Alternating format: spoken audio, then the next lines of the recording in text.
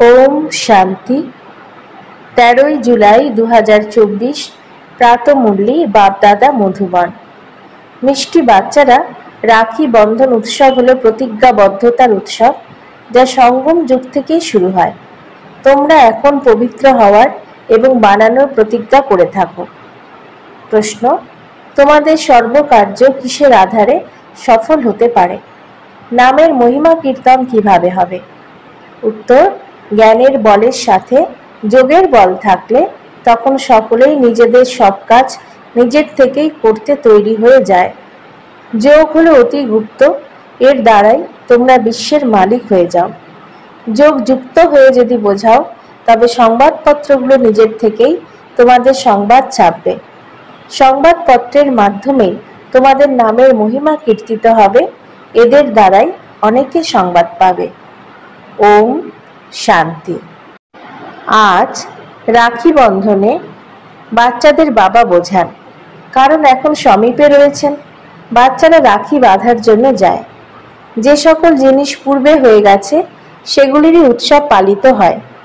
বাচ্চারা এতো জানে যে আজ থেকে 5000 বছর পূর্বেও এই প্রতিজ্ঞাপত্র লেখানো হয়েছিল, যার অনেক নামকরণও হয়েছিল। এ হলো পবিত্রতার চিহ্ন। সকলকে বলতে হবে পবিত্র হওয়ার জন্য রাখি বাঁধো। এও জানো যে পবিত্র দুনিয়া সত্যযুগের আদি থেকে শুরু হয়। এই পুরুষোত্তম সঙ্গম যুগ থেকেই রাখি উৎসব শুরু হয়, যা পুনরায় পালিত হবে যখন ভক্তি শুরু হবে। একেই বলা হয় অনাদি উৎসব। সেও কবে থেকে শুরু হয়? ভক্তি মার্গ থেকে, কারণ সত্যযুগে এইসব উৎসব ইত্যাদি হয় না। এইসব পালিত হয় এখানে। এই সমস্ত উৎসব ইত্যাদি সঙ্গমে পালিত হয়, সেটাই পুনরায় ভক্তি মার্গ থেকে শুরু হয়। সত্য যুগে কোনো উৎসব হয় না। তোমরা বলবে দীপমালা হবে না, সেও এখানেই পালন করা হয়। ওখানে হওয়া উচিত নয়। যা এখানে পালন করা হয় তা ওখানে পালন করা যায় না। এইসবই হলো কলিযুগের উৎসব। রাখি বন্ধন পালিত হয়। এখন একথা কিভাবে জানা যাবে যে রাখি কেন পালিত হয়? তোমরা সবাইকে রাখি বাঁধো আর বলো পবিত্র হও, কারণ এখন পবিত্র দুনিয়া স্থাপিত হচ্ছে।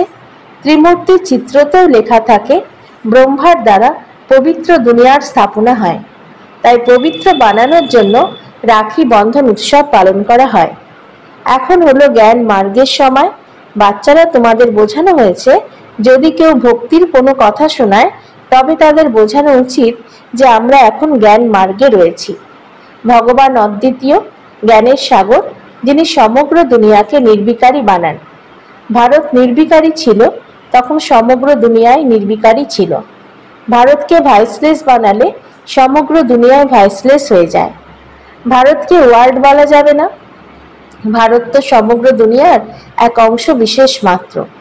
বাচ্চারা জানে নতুন দুনিয়ায় শুধুমাত্র এক ভারত ভূখণ্ডই থাকে। ভারত ভূখণ্ডে অবশ্যই মনুষ্যও থাকবে। ভারত সত্যখণ্ড ছিল। সৃষ্টির আদিতে দেবতা ধর্মই ছিল।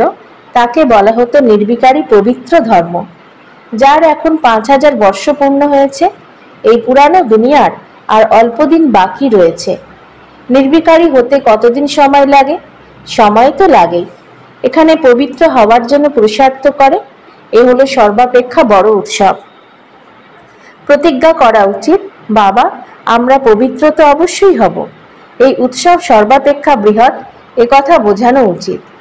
সকলে আহ্বান করে হে পরমপিতা পরমাত্মা, কিন্তু একথা বললেও বুদ্ধিতে পরমপিতা আসে না। তোমরা জানো পরমপিতা পরমাত্মা আসেন জীবাত্মাদের জ্ঞান প্রদান করতে।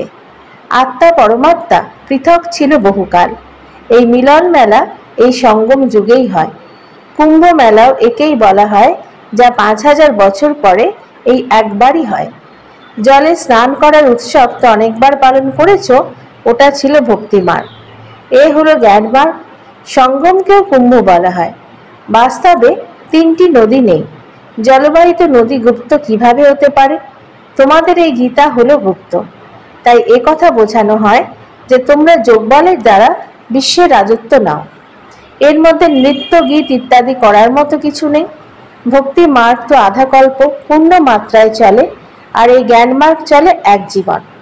পরবর্তী 2 যুগে জ্ঞান থাকে না, থাকে জ্ঞানের প্রালব্ধ। ভক্তি তো দাপর কলিযুগ থেকেই চলে আসছে। জ্ঞান শুধু একবারই পাওয়া যায়, আর তারপর তার প্রাপ্তি ভোগ চলে 21 জন্ম পর্যন্ত। এখন তোমাদের জ্ঞান চক্ষু উন্মোচিত হয়েছে। পূর্বে তোমরা অজ্ঞান নিদ্রায় আচ্ছন্ন ছিলে। এখন রাখি বন্ধনে ব্রাহ্মণেরা রাখি পরায়। তোমরাও ব্রাহ্মণ, ওরা হলো গর্ভজাত ব্রাহ্মণ বংশীয়, আর তোমরা হলে মুখ বংশীয়।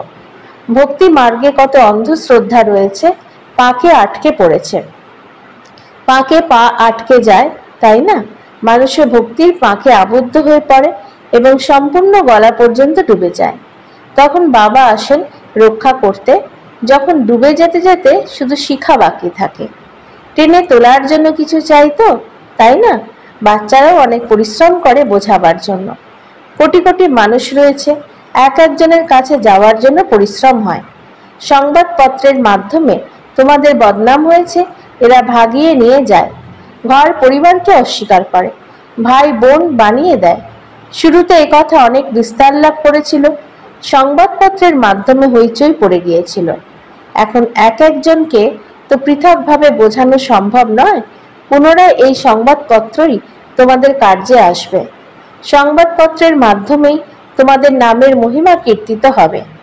এখন ভাবনা চিন্তা করতে হবে যে কি করা উচিত, যাতে বোঝে। রাখি বন্ধনের অর্থ কি? বাবা যখন এসেছেন পবিত্র করতে, তখন বাবা বাচ্চাদের থেকে পবিত্রতার প্রতিশ্রুতি করিয়ে নিয়েছেন। পতিতদের পবিত্র করছেন যিনি, তিনি রাখি পরিয়েছেন। কৃষ্ণের জন্মদিন পালন করে, তাহলে নিশ্চয়ই সে সিংহাসনে বসেছিল। করোনেশন কখনো দেখানো হয়নি। সত্য যুগের প্রারম্ভে লক্ষ্মী নারায়ণ ছিল, তাদের করোনেশন অবশ্যই হয়েছিল। প্রিন্সের জন্মদিন পালিত হয়, কিন্তু তারপরে করোনেশন কোথায়? দীপাবলিতে করোনেশন হয়, অতি জাঁকজমক করে হয়, তা হয় সত্য যুগে। যে সমস্ত বিষয় সঙ্গমে হয় তা ওখানে হয় না। ঘরে ঘরে আলোকসজ্জা এখানে হয়, ওখানে দীপাবলি ইত্যাদি পালিত হয় না। ওখানে তো আত্মাদের জ্যোতি জাগ্রতই থাকে, সেখানে তারপর করোনেশন অনুষ্ঠিত হয়, দীপাবলি নয়। যতদিন পর্যন্ত আত্মাদের জ্যোতি জাগ্রত না হয়, ততদিন পর্যন্ত ঘরে ফিরে যেতে পারে না। এখন তো এরা সকলেই পতিত, এদের পবিত্র বানানোর জন্য বিচার বিবেচনা করতে হবে। বাচ্চারা বিচার বিবেচনা করে, বড় বড় ব্যক্তিদের নিকটে যায়। বাচ্চাদের গ্লানি হয়েছে সংবাদপত্রের দ্বারা, পুনরায় মহিমাও হবে এদেরই মাধ্যমে। কিছু টাকা পয়সা খরচ করো, তখন ভালো ভালো লিখবে। এখন তোমরা আর কত টাকা পয়সা দেবে? টাকা পয়সা দেওয়াও তো এক প্রকারের ঘুষ, এ তো নিয়ম বহির্ভূত। আজকাল তো ঘুষ ছাড়া কোনো কার্যই সম্পন্ন হয় না। তোমরাও যদি ঘুষ দাও আর ওইসব লোকেরাও যদি ঘুষ দেয়, তবে তো দুপক্ষই এক সমান হয়ে যাবে। তোমাদের বিষয় হলো যোগবলের। যোগবল এত চাই যার মাধ্যমে তোমরা যে কোনো কারোর দ্বারা কার্য সম্পাদন করতে পারো। জ্ঞানের ভূ ভূ করে যেতেই হবে। জ্ঞানের শক্তি তোমাদের মধ্যেও রয়েছে। এই সমস্ত চিত্রাদির মধ্যে তো জ্ঞানই রয়েছে। যোগ হলো গুপ্ত। নিজেকে আত্মা নিশ্চয় করে বাবাকে স্মরণ করতে হবে অসীম জগতের উত্তরাধিকার পাওয়ার জন্য। এ হলো গুপ্ত, যার দ্বারা তোমরা বিশ্বের মালিক হও। যে কোনো স্থানেই বসে তোমরা স্মরণ করতে পারো। এখানে বসে থাকাকালীন তোমাদের শুধু যোগ নয়, সাধনা হয়। জ্ঞান আর যোগ দুই সহজ। শুধু যদি 7 দিনের কোর্স করে নেওয়া যায়, ব্যাস, বেশি কিছুর প্রয়োজন নেই। তোমরা গিয়ে আবার অন্যদেরও নিজের সমান বানাও। বাবা জ্ঞানের শক্তির সাগর। এই দুটি বিষয় হলো প্রধান। এনার থেকে তোমরা শান্তির উত্তরাধিকার প্রাপ্ত করছো। স্মরণও অতি সূক্ষ্ম বিষয়।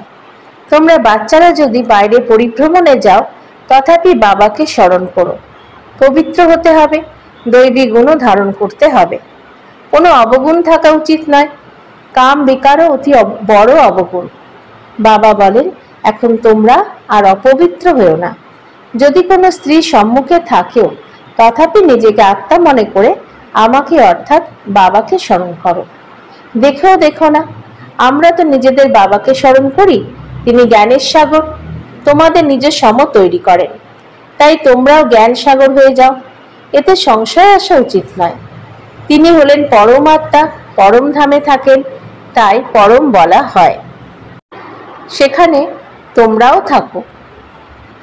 এখন পুরুষার্থের নম্বরের ক্রমানুসারে তোমরা জ্ঞান নিচ্ছ। পাস উইথ অনার যারা হয় তাদের বলা হবে যে তারা সম্পূর্ণ জ্ঞানের সাগর হয়েছে। বাবাও জ্ঞান সাগর, তোমরাও জ্ঞানের সাগর। আত্মা ছোট বড় হয় না, এমনকি পরমপিতাও বৃহৎ আকৃতির নন। এই যে বলা হয় হাজার হাজার সূর্যের থেকে তেজময়, এইসব হলো গল্প কথা। বুদ্ধির দ্বারা যে রূপে স্মরণ করে সেই রূপেই সাক্ষাৎকার হয়ে যায়। এর জন্য বুদ্ধিমত্তার প্রয়োজন। আত্মার সাক্ষাৎকার বা পরমাত্মার সাক্ষাৎকার, তাহলে কথা তো একই হয়ে যাবে। বাবা উপলব্ধি করিয়েছেন আমি পতিত পাবন জ্ঞানের সাগর। সময় মতো এসে তিনিই সকলের সদ্গতি করেন। সর্বাপেক্ষা অধিক ভক্তি তোমরাই করেছ, তাই বাবা পুনরায় তোমাদেরই পড়ান। রাখি বন্ধনের পরে কৃষ্ণ জন্মাষ্টমী হয়, তারপর হয় দশহরা। বাস্তবে দশহরার পূর্বে কৃষ্ণ আসতে পারে না। দশহরা প্রথমে হওয়া উচিত, পরে কৃষ্ণের আসা উচিত। এই হিসেবও তোমরাই বের করবে। শুরুতে তোমরা কিছুই বুঝতে না, এখন বাবা কত সমজদার বানান।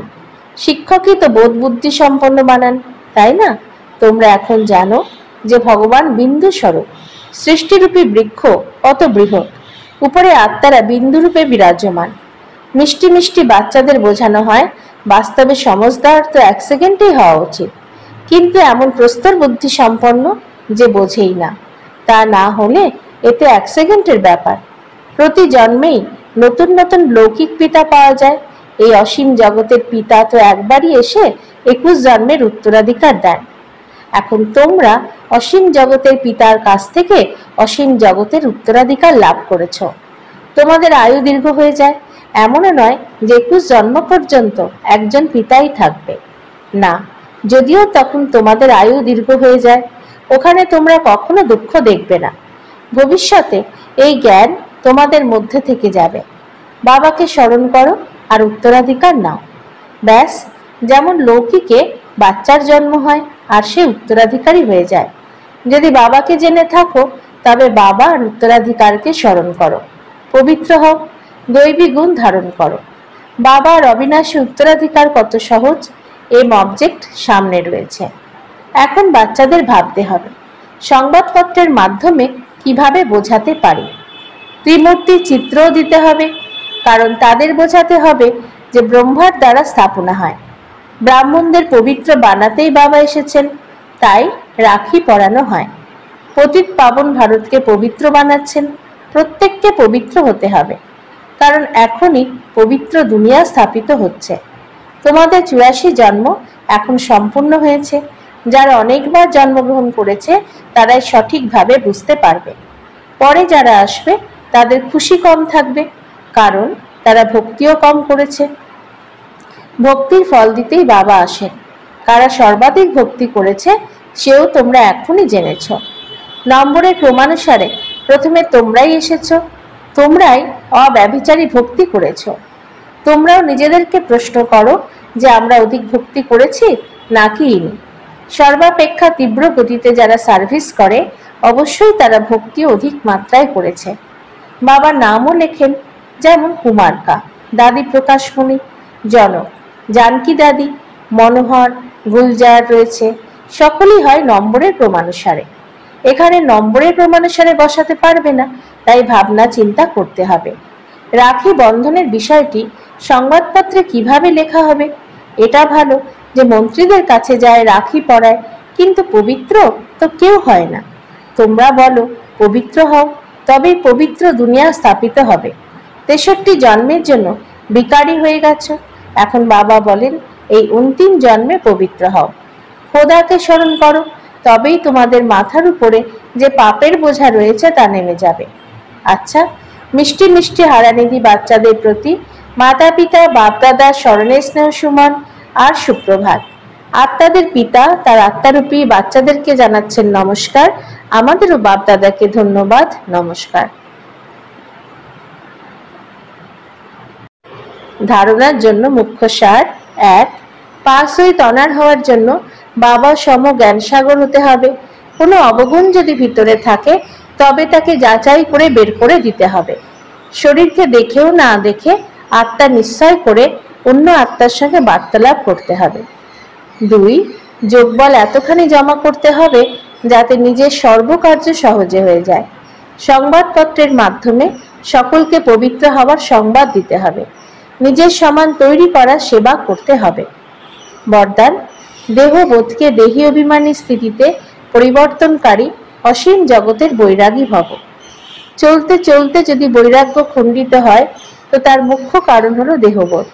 যতক্ষণ দেহবোধ থেকে বৈরাগ্য না আসবে ততক্ষণ পর্যন্ত কোনো বিষয়ে বৈরাগ্য সদাকালের জন্য থাকতে পারবে না। সম্বন্ধের থেকে বৈরাগ্য এটা কোনো বড় কথা নয়, সেটা তো দুনিয়াতে যে কারোর বৈরাগ্য এসে যায়।